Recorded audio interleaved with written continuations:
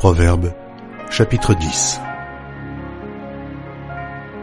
Proverbe de Salomon.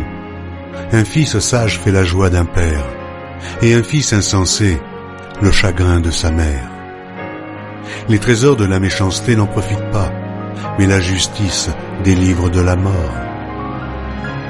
L'Éternel ne laisse pas le juste souffrir de la faim, mais il repousse l'avidité des méchants. Celui qui agit d'une main lâche s'appauvrit, mais la main des diligents enrichit. Celui qui amasse pendant l'été est un fils prudent. Celui qui dort pendant la moisson est un fils qui fait honte.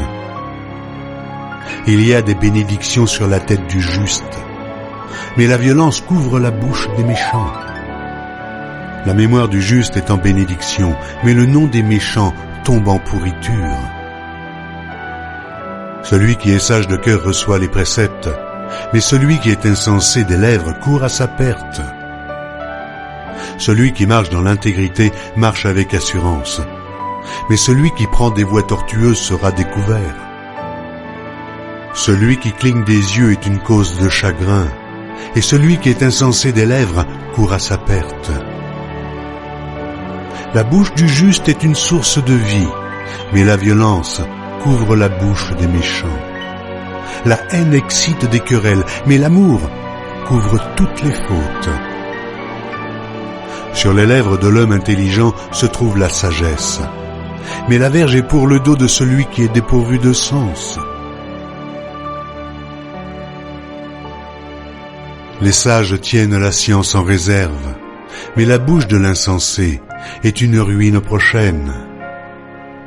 La fortune est pour le riche une ville forte, la ruine des misérables, c'est la pauvreté. L'œuvre du juste est pour la vie, le gain du méchant est pour le péché. Celui qui se souvient de la correction prend le chemin de la vie, mais celui qui oublie la réprimande s'égare.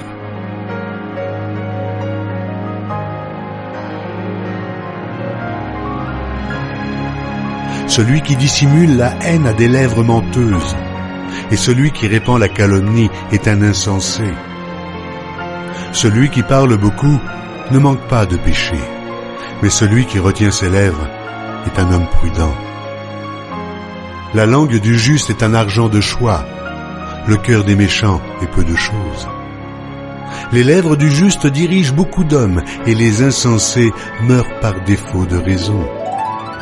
C'est la bénédiction de l'Éternel qui enrichit, et il ne la fait suivre d'aucun chagrin.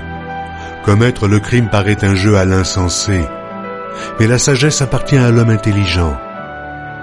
Ce que redoute le méchant, c'est ce qui lui arrive, et ce que désirent les justes leur est accordé. Comme passe le tourbillon, ainsi disparaît le méchant, mais le juste a des fondements éternels. Ce que le vinaigre est aux dents et la fumée aux yeux, tel est le paresseux pour celui qui l'envoie. La crainte de l'Éternel augmente les jours, mais les années des méchants sont abrégées. L'attente des justes n'est que joie, mais l'espérance des méchants périra. La voie de l'Éternel est un rempart pour l'intégrité, mais elle est une ruine pour ceux qui font le mal. Le juste ne chancellera jamais, mais les méchants n'habiteront pas le pays. La bouche du juste produit la sagesse, mais la langue perverse sera retranchée. Les lèvres du juste connaissent la grâce, et la bouche des méchants la perversité.